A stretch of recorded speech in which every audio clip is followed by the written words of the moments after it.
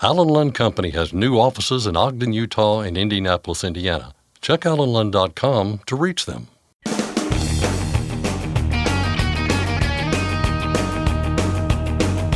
OOIDA, representing America's truckers since 1973, presents Landline Now with your host, Mark Reddick. The Owner-Operator Independent Drivers Association's Truck to Success seminar is coming up fast, and our series previewing the three-day event continues with a look at fuel. It's a huge expense for any owner-operator, but Trevor Williams, OOIDA's fuel card coordinator, says there are plenty of ways to save at the pump. There's nothing good about being involved in an accident, but for many aspects of that situation, methods exist to compensate you for any loss. And a big one that many don't think of is what's called downtime compensation. Kelsey Eckert is an attorney with Eckert & Associates who specializes in helping truckers get compensation in that kind of situation. She'll join the show to explain what's involved in getting that. And finally, if you're a small spot market carrier, it's been a tough time of late. But at this point in time, we've seen more than 3 straight months of rates that are above the same months the previous year. Ashley Blackford gets an update from Brent Hutto of Truck Stop. But first, the news with Scott Thompson. Thanks, Mark. Our top story today. The average for a gallon of diesel continues to rise slowly but steadily. For a 4th straight week, the Energy Information Administration reports that the national average creeped up. The increase was 4.7 cents last week to $3.61 a gallon. Every region on the EIA survey, save for one, saw prices go up. The biggest jump was in the Gulf Coast, where the average jumped more than 7 cents. The only outlier, California, which recorded a drop of less than a cent. The U.S. Department of Transportation is proposing changes to its workplace drug and alcohol testing regulations. They include allowing for the use of electronic signatures and changes to storage rules. As it stands right now, entities conducting drug and alcohol testing are required to use, sign, and store paper documents exclusively. The proposed amendments would allow but not require the use of e-signatures. Going paperless, the DOT says, would prove efficient and save money. In a previous notice on the proposed change, 72 comments were submitted. Most were supportive. A new 60-day comment period is now open. The deadline to weigh in is December 16th. The challenges for owner-operators on the spot market continued last week. However, Brent Hutto with Truck Stop did spot a promising sign or two. Some of the promising news, even though the marketplace isn't fundamentally increasing a lot, it is just kind of shifting back to some increases as we've had this sort of lull in the market, especially when it comes to rates for owner-operators. We've had 13 straight weeks, so that's over 3 months of rates above the previous year. Now, a lot of that has to do with fuel. A lot of that has to do with just how low the market was in 2023, which is never good. But anything above a previous year is a good measurement when you're looking at rates. And so that's a good thing. As for spot rates, they were up 1 cent for dry van last week, while slight decreases were noted for flatbed and reefer. The results of CVSA's Brake Safety Week are in. The Commercial Vehicle Safety Alliance says certified inspectors in Canada, Mexico, and the U.S. conducted more than 16,000 inspections throughout the week-long safety blitz over the last week of August. CVSA says 87% of the vehicles inspected did not have any out-of-service violations and were sent on their way. That, of course, means 13% of the vehicles inspected were placed out of service, the same rate recorded during last year's Brake Safety Week. Next year's Brake Safety Week is scheduled to begin on August 24th. Georgia's temporary fuel tax suspension coming to an end on Thursday. Governor Brian Kemp has chosen not to extend the relief measure again. It was put into place via executive order following Hurricane Helene. The fuel tax suspension meant savings of about 36 cents a gallon for diesel buyers throughout the state of Georgia. If you frequent the I-10 corridor that runs through California, Arizona, New Mexico, and Texas, the I-10 Corridor Coalition wants to hear from you. They're conducting a survey on the challenges drivers face when trying to park. The survey is designed for truck drivers and dispatchers alike. If you're interested in taking part, we've got a link at landlinenow.com. U.S. border officials are touting another big drug bust. It happened earlier this month at the Otay Mesa commercial facility in California. That's where U.S. Customs and Border Protection says officers stopped more than $3.2 million worth of meth from entering the country. The drugs were hidden inside the floor frame of a tractor trailer. The driver was detained, the drugs and tractor trailer seized. CBP says the seizure was a result of Operation Apollo, a counter-fentanyl effort that began a year ago in Southern California and expanded to Arizona earlier this year. The Trucker Path app has a new feature designed to combat human trafficking. The company says app users now have the ability to report suspected trafficking events through TAT, formerly Truckers Against Trafficking. Trucker Path says the feature identifies the location of the driver and directs them to local resources or a national hotline. Freightliner has pulled the curtain back on its fifth-generation Cascadia model, the first update since 2019. Among the changes, a more aerodynamic design headlined by a revamped grille and dual-stage intelligent LED headlights that Daimler says can melt ice and eliminate condensation. Added safety features range from better visibility and intelligent braking to enhanced computing power and an upgraded camera system. Production is set to begin next year. And finally, a new paid parking facility in Texas is offering free overnight parking for the month of October. Truckers Paradise in Gainesville has 150 spots. You have to create an account via their website before taking advantage of the deal. You can do that at tpoasis.com. Truckers Paradise bills itself as an all-service paid truck parking location with truck washes, restaurants, showers, lounges, and more. That's Landline Now News for today. I'm Scott Thompson. Thanks, Scott. You can write a letter to your elected officials in Congress or look up contact information for lawmakers who represent you on the state and federal level by using the website fightingfortruckers.com. Again, that website is fightingfortruckers.com.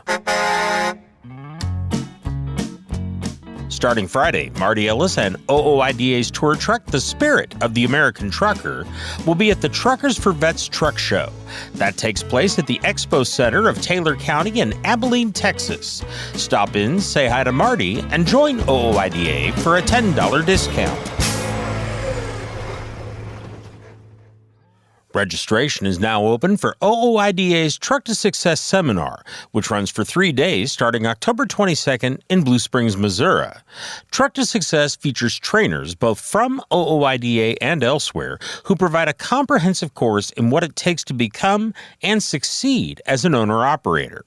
The deadline to register to attend in person is passed, but you can still register to attend by Zoom anytime before October 21st. We'll have a link to more information or to where you can register at OOIDA.com. You can also call OOIDA at 816-229-5791. Again, that website is OOIDA.com and the phone number is 816-229-5791. OOIDA is teaming up with Wreaths Across America to help honor U.S. military veterans. OOIDA will offer the chance to sponsor a wreath for $17. For each wreath sponsored, $5 goes toward the association's annual Truckers for Troops campaign, which benefits veteran organizations and sends care packages to active military personnel stationed overseas.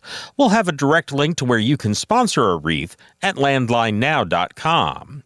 And the OOIDA Foundation is accepting applications for the OOIDA Mary Johnston Scholarship. The scholarship is available to any qualified child, grandchild, or legal dependent of an OOIDA member. You can find more information or apply at OOIDA.com. Go to the main menu at the top left of the page, and under Foundation, click on Scholarship Program. The deadline is February 1st. Next, Scott Thompson discusses the topic of fuel, plus OOIDA's Truck to Success seminar with Trevor Williams. I'll discuss downtime compensation and how you can get it with attorney Kelsey Eckert, and Ashley Blackford covers a kind of turnaround in rates with Brent Hutto of Truck Stop. We'll be back in just a moment with more news and information. I'm Mark Reddick, and this is Landline Now. Thanks for listening. Be sure to like and subscribe. If you want more content, go to landline.media to get updated news, information, and archived editions of our show. Once again, that's landline.media. Control your toll costs and eliminate tolling headaches with Prepass Tolls. Prepass Tolls means toll volume discounts. Just one invoice for all tolls and fewer violations. Call 877-878-5970 or go to prepass.com. Are you tired of the IRS following you around like a dark cloud? Call 888-557-4020 and get your life back. At Truck Stop, we built a better load board for carriers like you. Sign up today and access over 600,000 loads on the most trusted online load board. Learn why the best in the business rely on Truck Stop to make more money and start driving your profit today. It's tested and proven. Burn 2.1% less fuel when you balance all wheel ends with Centromatic. Call 800-523-8473 to get the OOIDA discount. OOIDA's Truck to Success seminar is coming up fast, and in the lead up to the 3-day event, we've been offering previews of what you'll learn if you go. And if you do succeed as an owner-operator, you're going to spend a lot of money on fuel, but you don't have to spend as much as some. Here to explain, Trevor Williams, Fuel Card Coordinator for OOIDA. Trevor, good to see you. How we doing? Doing good, Scott. How are you? Doing great. Thanks for being here. We've got a lot to cover.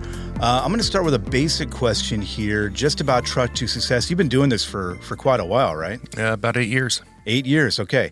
And I think we can assume that you're covering fuel cards during your presentation, but can you talk just a little bit about what you present at the seminar? Yeah. So we're going to talk about, obviously, fuel cards for fuel purchasing solutions. We'll touch on, the different apps that are out there, that will offer discounts to fuel. We'll also talk about building and maintaining healthy credit for the business. It is imperative to have good credit in order to obtain a fuel card. Those are pretty much the basics that we'll touch on. The people who attend, we've talked about this before, but they come from a variety of backgrounds. They're coming from a variety of different places, obviously hoping to become owner-operators. Some of them are already owner-operators and maybe just want to be brushing up on their business there. But when someone comes to Truck to Success, from your presentation specifically, when they walk away, what do you hope they're taking away from the conversation that you have with them? The biggest thing is education on the best way to purchase their fuel. Fuel is a huge expense. Yeah, thank you. So it's probably the second highest that an owner-operator will have. So we want them to be educated on, what are the best ways to purchase fuel? Am I going to use cash? Am I going to use a credit card? Am I going to use a fuel card? What best suits the individual operation, because no two operations are exactly the same. Yeah. Different options are better for different operations. What is the biggest mistake that people make with regard to fuel? Is it just pulling into the station and filling up and then moving on down the line? Yeah, exactly. So there's a lot of thought that needs to go into a fuel purchase. Obviously, the cost. Some people will just pull in with a wad of cash and say, fill her up, let's go. Yeah. Time is always of the essence, and so there's not a lot of time to really compare prices while you're on the road. Yeah. I understand that inclination. I mean, you understand that, obviously. Mm-hmm. But you're leaving money on the table when you do that. Leaving a lot of money on the table. There's a difference between the cash price and the credit price. So if you're using a credit card, you're going to be paying about 6 cents more per gallon than the guy that's pulling out the wad of cash there at the counter. Obviously, the guy that's pulling out the wad of cash at the counter, he's not getting any kind of discount because he doesn't have an agreement with any particular station, or he doesn't have a fuel card that's aggregated those discounts for him. Right. Which leads us, to your title and to fuel cards in general, right? Because that is, I think, probably the easiest. Should I say easy? Is that the right word? That's the easiest way to save money on your purchases, right? Yeah. Our fuel card and a lot of fuel cards out there, they have a mobile app tied to them that will tell you what the price is before you even get to the station. I mean, you can look 1,000 miles away and know, or at least have a good idea what you're going to pay, when you pull in. Yeah. You mentioned something earlier before we get into fuel cards. We'll talk about this a little bit more, but you mentioned something earlier with regard to credit. And I know that there are folks out there for which that is probably a concern. And I'm assuming you get questions about this too during the seminar. But with regard to credit, when you're talking about fuel cards, when you're talking about fueling up, what do people need to know about their credit and how that kind of correlates to what we're talking about here? Yeah, the credit score of the business and the personal score, they play a big part in the success of the business, because if your credit is down in the dump, which a lot are at this moment, just because economical situations that have been present for a few years now. If you need to buy or apply for a fuel card or a credit card, to get those discounts or those perks that come with a credit card, it's going to be a little bit more difficult for you to get that. In addition to any kind of other business loan you may need to keep the business going, whether it's repairs or a new truck or new trailer, tires, anything like that. A lot of it hinges on credit, because frankly, a lot of people don't have that reserve, built up with cash that they can use to fund those expenses. So, in that scenario then, again, kind of we're dancing around this, but the ideal situation for those who are starting out especially would be to utilize a fuel card every time, right? And you can talk about the benefits a little bit there, and maybe the process too about how you get into a fuel card. It is pretty simple, right? It is an application process, but talk a little bit about that if you would. Yeah, it is. The beginning stage is obviously the application. It's any fuel card that you get, there's going to be a credit application. It's pretty standard, just like if you're getting another a MasterCard, a Visa, something like that. Same scenario there. Once you're approved for it, it's just as easy as pulling into the station, swiping the card, enter your credentials, save some money, and hit the road again. It always strikes me, though, and you talk about that, you talk about how simple it is, but it strikes me that there are folks out there who are not doing that, right? It is a relatively simple process. Obviously, there are a few hoops that you have to jump through, but for the most part, there are plenty of folks that aren't necessarily using a fuel card. Is that safe to say? Yeah, there are, lots and lots of folks. I talk to people every day that say, I'm just using my debit card, or I'm just carrying thousands of dollars in cash, which, that creates its own problem. Yeah. From a safety and security standpoint. Well, civil asset forfeiture, we've been reporting on that recently with that situation too. Yeah, exactly. Yeah. What are I know you talk to these folks, but are there reasons why they aren't using a fuel card or maybe using cash? Is it a credit situation, or do they not just know about the benefits of a fuel card? It can be a variety of different things. They may not know which fuel card is best for them. When you start looking at all the different cards that are out there, it can be intimidating. Different cards offer different discounts, different perks. Some people say, I'd rather just use a credit card and get the points on it and take the family on vacation at the end of the year. Sure. And there are some credit barriers. But there are ways around those barriers as well. We can do prepaid cards, we can do secured deposit cards. So there's really a solution for every different credit scenario. Whether it's a line of credit or secured or prepaid, we can help everybody out. You obviously have a vested interest in this conversation with OOIDA's fuel card, and I'll let you talk about that here in a moment. But you raised an interesting question there about just the sheer number of different fuel cards out there, and different ones have different benefits here and there. How does somebody find the right one for their needs? What's that look like? It just takes sitting down and researching, really. You can, every card out there, all the major cards anyway, they're going to have information online that tell you, where your discounts are going to be, what the benefits of using that particular card are, is there a deposit required, et cetera. It just takes some time, sit down, do the research, and figure out what works best for your situation. And perhaps the biggest selling point when we're talking about all of this is, again, the money that people can save out there. Just ballpark it here, because I know it's going to vary by person to person and their operation and whatnot, but you're talking, a lot of money in savings over a year, right? And I know you've crunched these numbers before, and I think we've talked to you about it before, but it's been a while. But just, kind of ballpark it for us, how much somebody could save or can save using a fuel card. I like to tell the story of a member who I talk to regularly. He uses two different fuel solutions. One of them is our card. Another one is one of the mobile apps. But on our card alone last year, he saved a little north of $17,000 just using our card, getting those discounts at the pump. In 1 year. 1 year, 12 months, yeah. Yeah. $17,000, and that's just one person, obviously. And again, it can vary. It's going to depend on how many miles you're running, where you're going, a whole number of things. But again, if you're not using a fuel card or some other means of credit card, like you said, you're leaving a lot of money on the table there for sure. The OOIDA fuel card, we should just mention it. I'm going to give you a couple minutes here to sell your product here because there are a lot of options out there.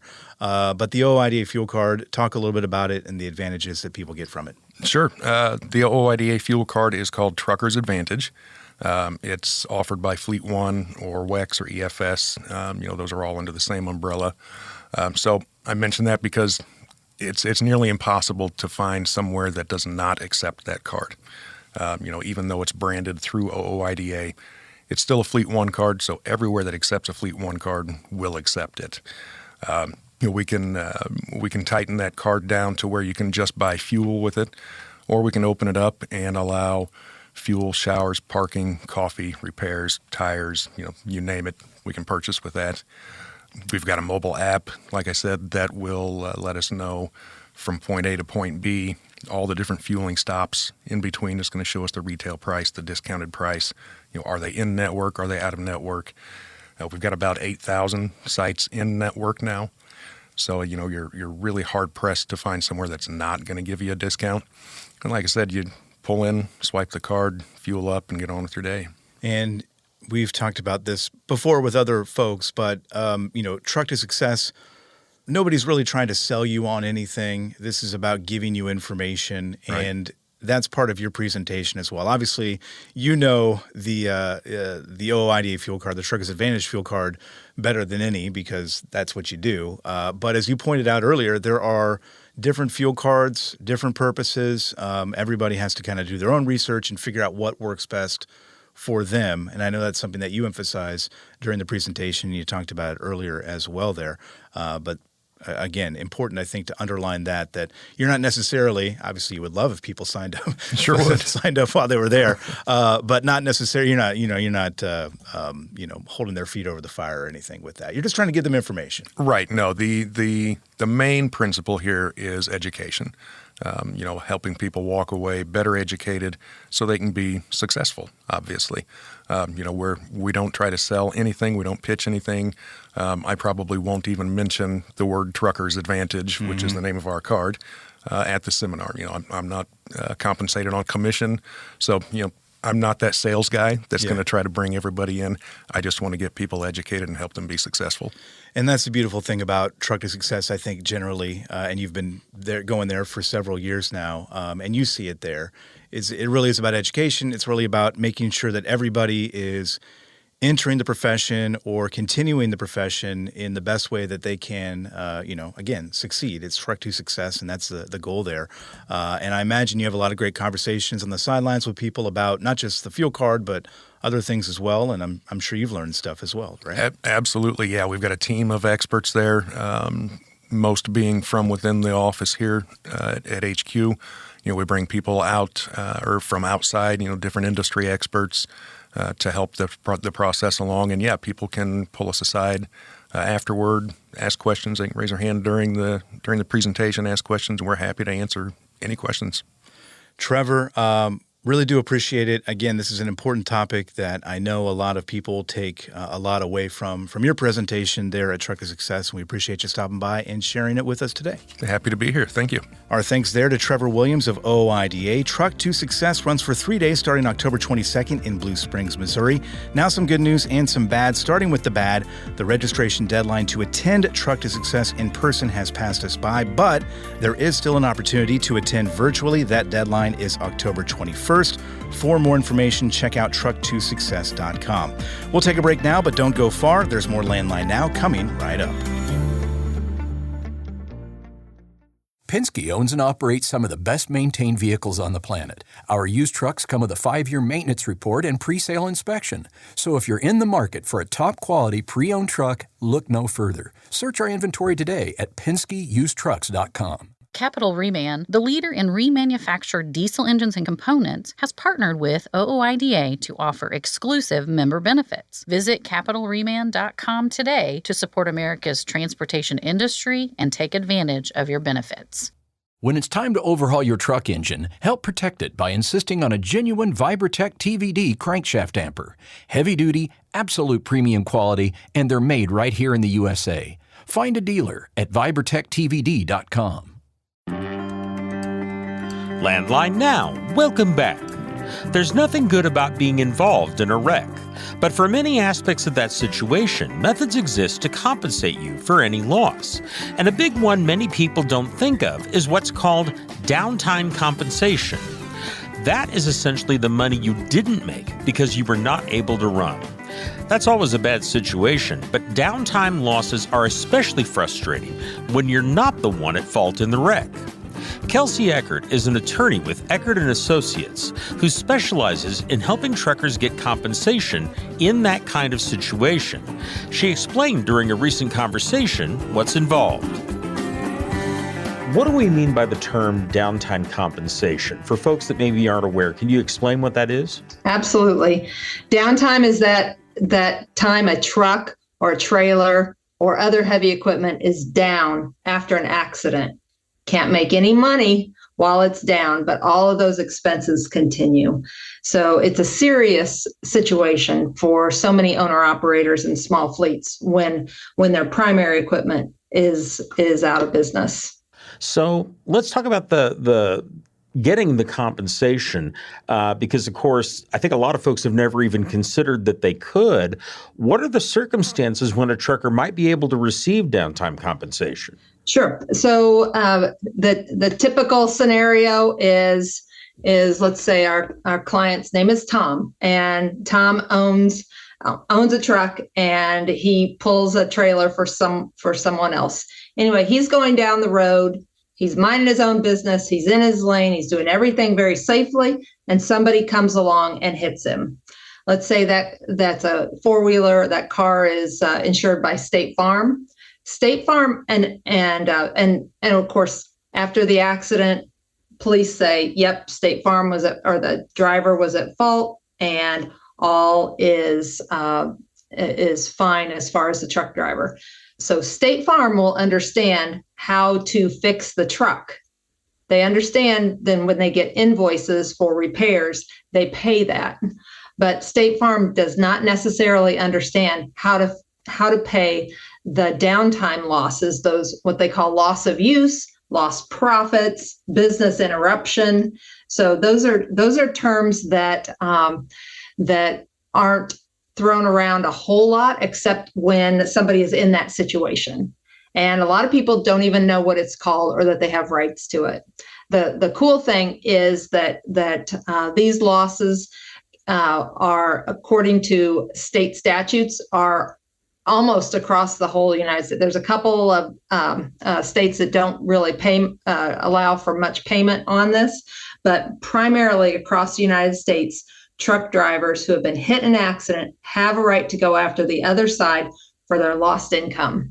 I'm curious because I always hear about the insurance limits. And I mean, anybody that's looked over their policy has seen that you only have so much for this, so much for that, that the insurance company is committing to paying. Does that create a problem with getting downtime compensation out of a car policy? It really does. It really does. So let's say that in that scenario with that four-wheel, it was, let's say that driver only had $5,000 of coverage. Oh, well, you knock out a light, there's $5,000. So oftentimes there's not nearly enough money to pay for the towing, the repairs, the hotel that might have been involved, the rental car, a rental truck, and then of course any other downtime losses, lost income. So it's a big deal. And with so many drivers out there, so many four-wheelers out there with little to no insurance, it's really important for your listeners to consider protecting themselves. And what does that mean? That can mean a couple different things. Of course, you can purchase downtime coverage. But oftentimes those types of policies across the board, all kinds of insurance companies, there's not a ton of coverage out there. It might be $2,000 or $5,000 of coverage. And a lot of our clients have $25,000 to $50,000 in loss if they're down for 2-3 months, that type of thing. So I believe an important additional coverage to add on is something called UMPD and UIMPD. So UMPD is uninsured motorist property damage coverage. That's when the other side has no coverage. Equally important is the UIMPD, which is underinsured motorist property damage coverage. So if that driver only had $5,000 in coverage, but you had $50,000 in downtime losses, presumably you'd be able to file a claim with your own insurance company for that $45,000 in difference. Okay. Well, let's get back to pursuing this with the insurance company of the vehicle that hit you. Yeah. What are the steps that a trucker has to go through in order to pursue getting some kind of downtime compensation? Sure. Well, a lot of folks will focus on the losses right up front, and that can be premature. Step number one is focusing on liability. You, as the victim, must prove that the other side was at fault. If you can't prove they were at fault, you might have $1 million in losses, but you're not going to get the first dollar. So 2 steps to every case. Step number 1, proving liability is on the other guy's shoulders and getting him and his insurance company to admit that in writing.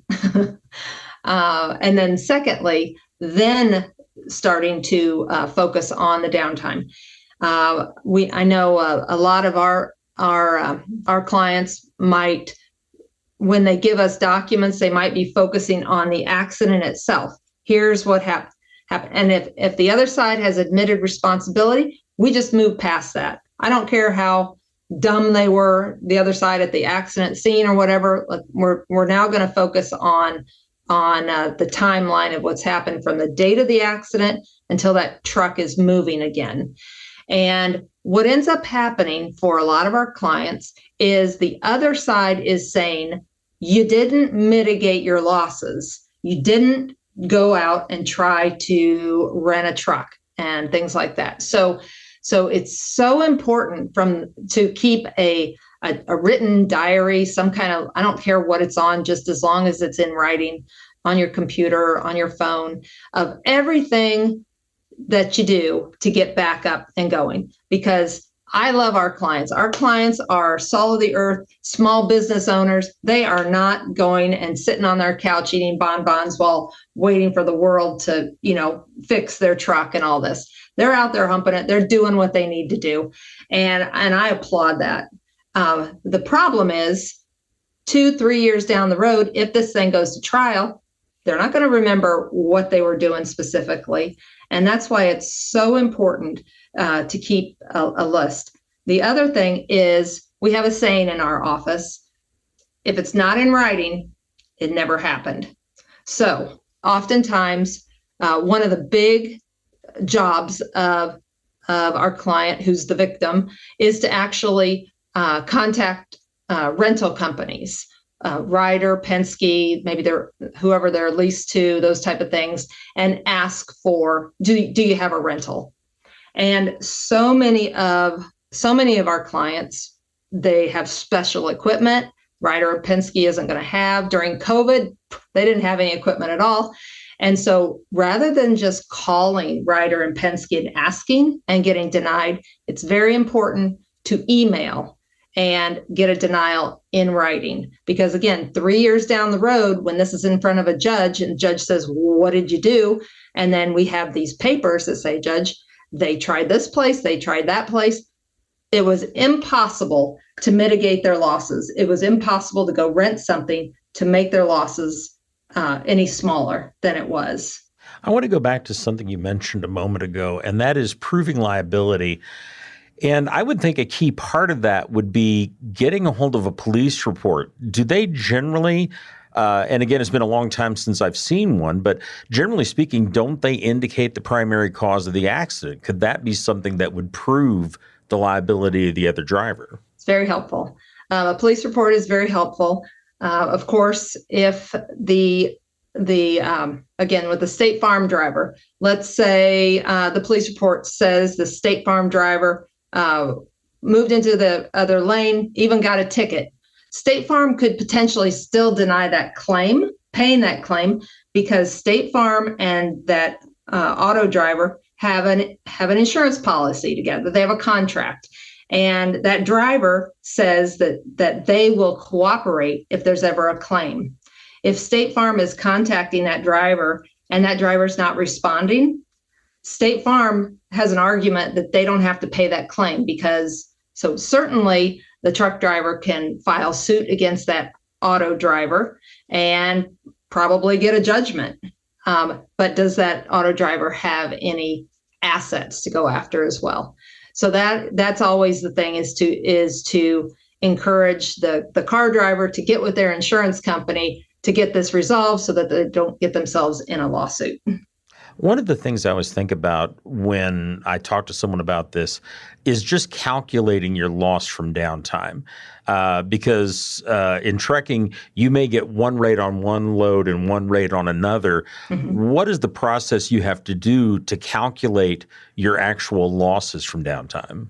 Well, every guy out there is different, and every gal out there is different. Every company makes something different. We'll have one client that makes $500 a day, another that makes $1,000 a day, some that make a little more if they're even team drivers or hauling really special loads.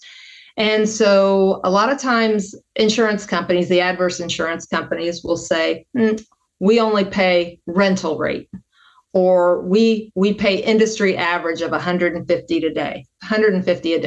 Well, that's garbage. That's absolutely garbage. And the losses from each of our clients is calculated in a custom way. And that's what I encourage all of your listeners to do as well. So everyone knows they have a history of what they've been making, and they know basically what they would have been making during that lost time. Very few of our clients have dedicated runs where they know exactly where they're going to be. They know where they would have been the entire downtime period. Most of our clients pull off of a load board. And so they might be in California one day, and New Jersey the next. Well, not that fast, but anyway, hopefully not. Anyway, so it's typically looking back at a history of what they were making on a daily basis and basically multiplying it by the number of days that they were down.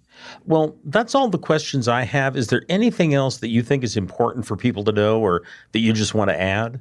So dash cams save the day all the time. So keep that dash cam on, make sure it's working.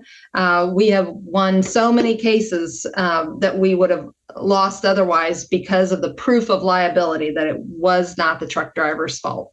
And if you don't have your dash cam on, if you're in a parking lot or whatever, check with other drivers to see if they had their dash cam on, because that can make or break a case. Okay. Thank you very much for your time. You're welcome. All right. Take care, Mark. That was Kelsey Eckert, an attorney with Eckert & Associates, who specializes in helping truckers get compensation for downtime. If you have questions about the topic, you can contact Eckert & Associates at 904-278-7688 or go to their website, downtimeclaims.com. Again, that phone number is 904-278-7688 or go to their website, downtimeclaims.com. I'm Mark Reddick, and this is Landline Now.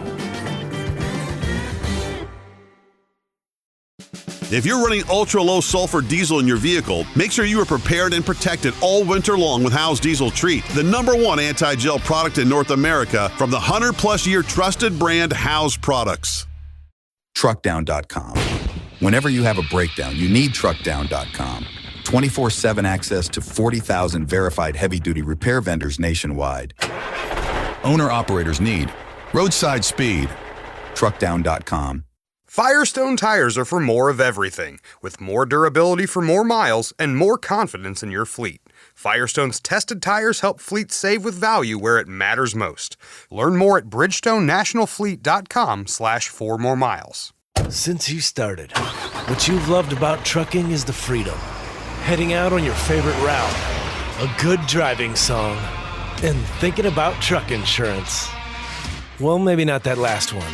That's why we're here. At OOIDA, we have a full range of truck insurance products, expert advice, and great customer service, helping you get the right coverage for your operation. Go to OOIDA.com, because your job is to drive. Our job is to help with everything else. Landline Now, welcome back. If you're hauling freight and running your own business, you need to keep track of some basic facts and figures that can determine whether you succeed or fail. And that includes finding the freight and how much money you can make hauling it.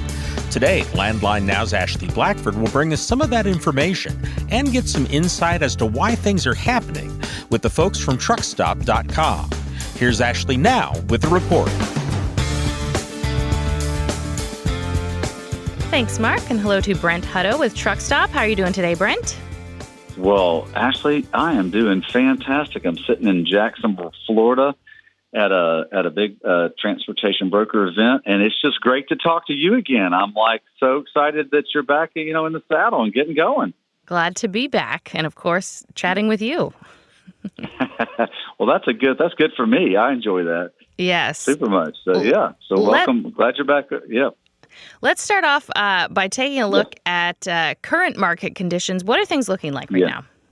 Well, yeah, thanks for asking. My title of my sort of theme this week is the Beatles song called Eight Days a Week, because it seemed like the last 2 years, every carrier in America, if you're a spot market carrier, an owner-operator that owns 1 to 9 trucks, it's just been like, man, I don't work 7 days a week. I work 8 days a week trying to get it done. So that's why I chose that song by the Beatles. And on top of that, my son Jude loves the Beatles, as you can imagine why. But no, it's been a challenge. So just overall, what's been great, and I've talked about this last few times that we've been on together. Some of the promising news, even though the marketplace isn't fundamentally increasing a lot, it is just kind of shifting back to some increases as we've had this sort of lull in the market, especially when it comes to rates for owner-operators. We've had 13 straight weeks, so that's over 3 months of rates above the previous year. Now, a lot of that has to do with fuel. A lot of that has to do with just how low the market was in 2023, which is never good. But anything above a previous year is a good measurement when you're looking at rates, and so that's a good thing. The pressure in the market has went from about 55 to the 70s, and that's because of Hurricane Milton and the long feared port strike, which lasted a grand 3 days, and then of course some of the after effects of Hurricane Helene. So the pressure continues to stay up. Load postings were up for a couple of weeks, and now they're back to their regular 5-year normals. But that's good, because you want a marketplace that's as big as the U.S. trucking freight marketplace, to be kind of seeking back to its normal. Rates increased about 9 or 10 cents a couple weeks ago because of the aforementioned potential port strike and the hurricanes, and they modulated back about 2 cents. The average rate in the market is $2.26, but I'm going to say this every single time, Ash, every time. Don't look at the market rate and go, well, that's the only rate I'm going to get. That's the starting point for every carrier out there. Carriers, if you're negotiating this, look, know your marketplace. Know how many trucks are in that marketplace that you're in. Know how many is in the marketplace that you're going to, so you can negotiate the best rate. Absolutely so important to be empowered with that data. So van has held. Flatbed went down about a couple of pennies. Reefer went down 1 penny. So really very little change in the marketplace. Fuel did go up about a penny. But one of the good things, this is a good thing. So the contract rate, the bigger part of the marketplace, so like that one-way long haul. So it's about 70 to 75% of all the freight move is contract that spot market type freight. But the good thing is that the rejection rate index, which is a FreightWaves index, went up from 4.6 to over 5 last week, and it went up again this week to 5.68. Now, when it's above 5, here, Ashley, this is what's cool. When it's above 5, more freight comes in the spot market, rates go up. So that's we need to keep watching that. So that's kind of with the sort of status in the overall market. And so a little bit more optimism. Nice. What are some of the top regions and lanes from last week? Yeah. Always a great question because it's always about what's in your backyard or where you like to haul. So West Coast is still doing well. A lot of stuff out of Florida is doing really well. So overall, load availability kind of had a general increase. It was of about 0.2%, but there were increases like 8% in the mountain region. South Central was up over 3%, 3.5%. West Coast was up. And so that's good. So you looked at some sort of better pressure in the market that'll help truck drivers. And then rates overall, kind of week over week, not much change as I mentioned before. So, but the idea is they went up about 8 or 9 cents, and I'm kind of holding at that range, which is obviously very good for the owner operators' pocketbook, which is always great for the OOIDA member and the truck stop carrier customer. And some of the lanes, as you can imagine, a lot of van freight coming out of Florida has got better rates on it because of the Hurricane Milton and the tornadoes and everything else that happened all over the place in Central Florida and even Southern Florida. So, Florida rebounds pretty well because of their infrastructure and the people that live there. So, and the topography. What doesn't recover well is like Asheville, North Carolina, which is very mountainous and roads washed out and all these other things. So you see van freight in those areas out of Florida doing pretty well. Flatbed rates coming out of really the west, mostly the west, Phoenix, Los Angeles, all had pretty big increases, 40%, 37%. So, if you can get out to the west and haul some freight right now or search those lanes, you're probably going to do a little bit better. And same thing in the refrigerated marketplace. You had Phoenix, Denver with the top two. Houston, a lot of freight out of Houston right now. Now, one of the things, you've got freight going to areas of the country. So depending on where you're picking up and where it's going to, you want to look at those things. But that's kind of some of the pressure in the marketplace, not pressure, but the sort of indications on some regions and some lanes. Now, for the owner-operators listening, what are some important industry points that they should be aware of? Yeah, man. Well, here's the thing. So, as I mentioned, down here in Jacksonville at this broker conference, which, the industry needs brokers, owner-operators need brokers because they bring freight to you. And, yes, there's some challenging brokers out there that maybe aren't as fair as they need to be, but there's a whole lot of really good ones that want to work with owner-operators. And then, as I've always said, if you're an owner-operator out there, find 2 or 3 brokers or 2 or 3 shippers that you can get 80% of your freight from, and then fill everything else in off the load board. Because, you want to have the best relationship that you can in the marketplace to grow your business. And when you can move quickly and you can do it in a trusted environment with a trusted, customer of yours, then you're naturally going to get better rates. So, but the big thing in the industry, so I was at the American Trucking Association, big annual event they have called the MCE, which is the Management Conference and Exhibitions. I don't know why they always call it that. It should just be the annual conference. But, I laugh at it every time. So I went to the Highway Policy Committee, and the big thing that was talked about, so the industry issues go anywhere from economy all the way down to detention, driver retention, zero emission. But here's the big thing. This is the big thing. And look, this is where Truck Stop's doing everything we can to help owner-operators. It was truck parking. Mm-hmm. Truck parking. Like, why is there not enough truck parking? And so I was at the Highway Policy Committee, and 50% of the conversation in an hour and 15-minute meeting was about truck parking. But we got to do something about truck parking and make it as inexpensive or as available at no cost possible. There's always a cost against truck parking because somebody's paying for that lot to be parked. So how can you create a network around it? So I would just say look for more opportunities around truck parking. There's some technologies that offer it, and there's a cost to that because they got to maintain it and they got to do everything else. But this thing's a big deal when you look at ELDs and being able to maximize the hours that you've got, because that's the key, man. Maximizing your hours on the road. And we're doing everything at Truck Stop to kind of make that resident and available inside the load board. But that's kind of the big issue. To me, that was the really big issue because it's a giant efficiency killer, which means it's a giant profit killer. in the marketplace. So truck parking is the big thing that's being looked at right now, on top of just, the economy is difficult. But lots of fun stuff going on, Ashley, and glad to be on with you this week to talk about it. All right, wonderful. I really appreciate you taking the time. Every week, man. Happy to be there to help OOIDA do what OOIDA does best, which is help owner-operators, because that's what Truck Stop wants to do, too. All right, wonderful. That was Brent Hutto with Truck Stop. Mark, back to you.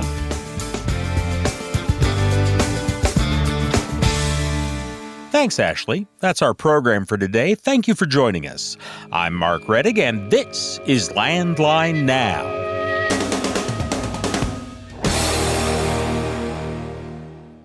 Thanks for listening. Be sure to like and subscribe. If you want more content, go to landline.media to get updated news, information, and archived editions of our show. Once again, that's landline.media. I'm a dad, a son, a husband, wife. I'm a writer, photographer. I farm. I'm a veteran. I love old cars, fishing, my kids, chrome, and I am a professional truck driver. And together we are OOIDA. OOIDA was founded by truckers to stand up and speak on behalf of truckers. We've done that by combining the individual voices of our members into a single, powerful voice. Protecting your interests, defending your rights. Join us! Make your voice heard. Join OOIDA, the Owner-Operator Independent Drivers Association. Call 1-800-444-5791 or visit OOIDA.com.